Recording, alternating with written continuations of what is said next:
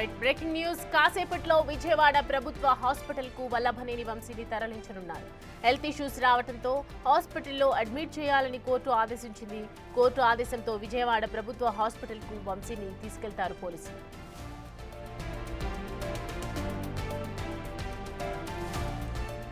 వంశీకి పెడల్ కాళ్లలో వాపు, హిమోగ్లోబిన్ స్థాయిలు తగ్గటం, శ్వాసకోశ సమస్యలు ఉన్నాయి.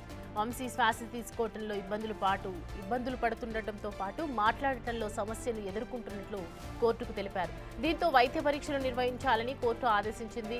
జైల్లో ఉన్న సమయంలో ఆయన దాదాపు 20 కిలోల బరువు తగ్గారని, నీరసంగా మానసికంగా కుంగిపోయారని ఆయన భార్య పంకజశ్రీ చెబుతున్నారు.